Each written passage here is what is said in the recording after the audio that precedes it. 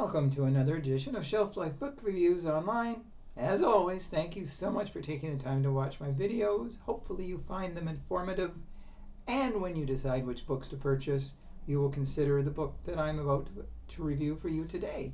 And that book is SHOPOMANIA, Our Obsession with Possession by Paul Berton. This is published by Douglas and McIntyre, and it retails for $36.99. Shopping is something that a lot of us do by nature. We've all heard the expression, shop till you drop, and a lot of people do. They just keep shopping and shopping and shopping, and it's quite an obsession.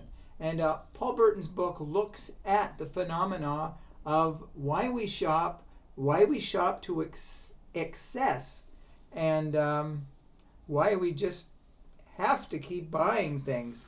He makes an interesting quote here, and I saved the page here. And he says, shoppers have been at it since the invention of the arrowhead. But how long have we actually had the name for shopping? Only about 200 years, it seems, a mere heartbeat in the history of consumerism. The foundation was built in the late 13th century. The term shop was first recorded on paper in 1297. But only as a noun to describe a place where goods are bought and sold. And as for a word to describe the practice that would consume our lives, it took a bit longer. The term used as a verb to shop did not become commonplace until another 600 years later in the late 18th century.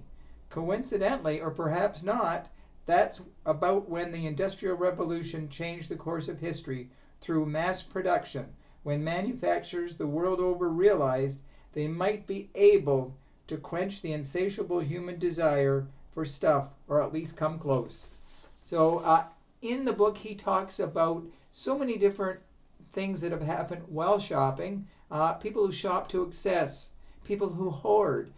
He cites a case of two brothers. I think he said it was in 1942 in New York. One of the brothers was blind, and they lived in this small residence. And it was literally almost impossible to walk anywhere. It was almost piled to the ceiling with junk. And one of the brothers, the one who had vision, he was afraid of robbers. So he made all these booby traps. So if someone broke into the house, I don't know why they would want to, what they would steal, but junk, he made the booby trap, and it collapsed on him, and he died. It literally smothered him. Now the other brother had no idea what happened. He was blind. He couldn't get up. He couldn't walk anywhere because there was no room to walk. So the one brother lay dead about 6 feet from him, and the other blind brother, he just starved to death. That's how the police found them both dead. And it's really sad. But we see the TV shows called Hoarders, where people just have to shop. And there are people who go into a shopping frenzy. He also talks about a Walmart in the U.S. where there was a opening special where people lined up, and the person from Walmart opened up the door, and it was an immediate stampede, and that worker died, because he was crushed to death under the stampede of people rushing in to buy something cheap. So our obsession has become deadly in many ways. He talks about celebrities such as Jay Leno, who has over 100 automobiles. Tom Hanks has collected over 100 vintage typewriters. And think of the stories of women who have like 500 pairs of shoes that they just buy them. They'll never wear them, but they just buy them just so I can say I got 500 pairs of shoes. So the act of consumerism, as mentioned here, is absolutely fascinating. It's really a psychological study. And Paul Berton talks about so many different types of shopping in the book. He talks about Reshopathon, where it feels like deja vu but more fun. Cyber shop, what we do on the internet. Shoponomics, how to understand conspicuous consumption. Shopperati, why Karl Lagerfeld ended up with 300,000 books.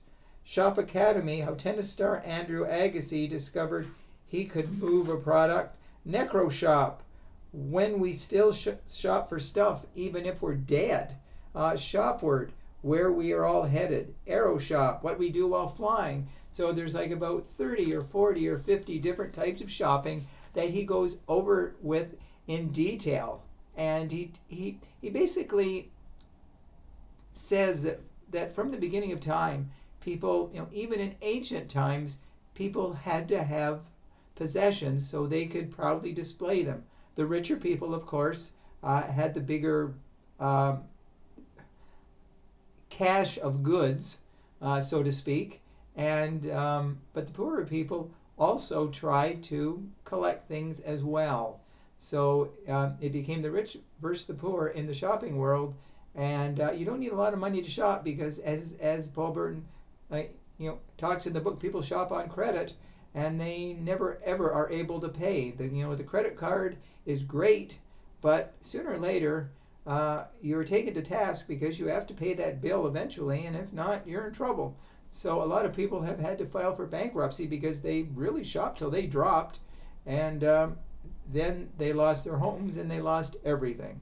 So for a fascinating look at the world of shopping, and some of you might be guilty of shopping, I will say I shouldn't admit this, but I'm a hoarder of peanut butter. When it's on sale, I buy jars of peanut butter. So in my cupboard, I have 34 jars of peanut butter. So that's the only thing that I hoard is peanut butter, because I'm a peanut butter addict. But the book is not about peanut butter or about me and my peanut butter. It's still a great book.